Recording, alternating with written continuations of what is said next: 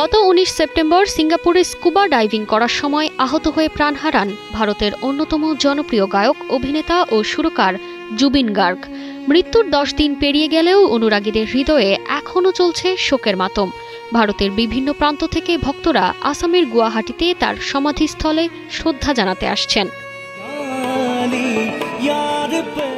জুবিন গার্গের প্রতি সম্মান জানিয়ে এক যুগান্তকারী সিদ্ধান্ত নিয়েছে আসাম বিদ্যালয় শিক্ষা পরিষদ।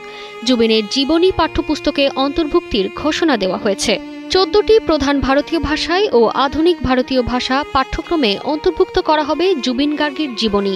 এর ফলে আসাম সহ ভারতের শিক্ষার্থীরা তার জীবন, শিল্পী সত্তা ও মানবতার দর্শনের সঙ্গে পরিচিত হতে পারবেন।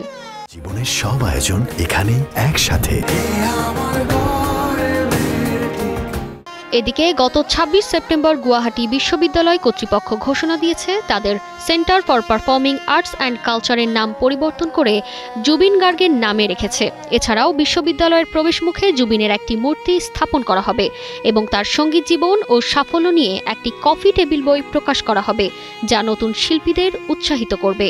পাশাপাশি বিশ্ববিদ্যালয়ের আন্তঃকলেজ যুব উৎসবে জুবিনের গান নামে নতুন একটি বিভাগও চালু করা হবে।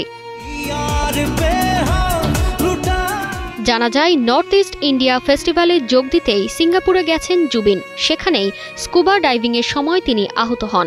২৩ সেপ্টেম্বর গুয়াহাটির কামারকুচি এনসি গ্রামে রাষ্ট্রীয় মর্যাদায় তার দাফন সম্পন্ন হয়। গায়ককে শেষ শ্রদ্ধা জানাতে আসামের রাস্তায় প্রায় ১৭ লক্ষ মানুষ জড়ো হয়েছিল সেদিন। তবে এই মৃত্যু ষড়যন্ত্রমূলক বলে অভিযোগ ওঠার পর জুবিনের সহকারী এবং ব্যান্ড দলের ড্রামারকে গ্রেফতার করা হয়েছে। তারতিবা ফারুহি, কালের কণ্ঠ।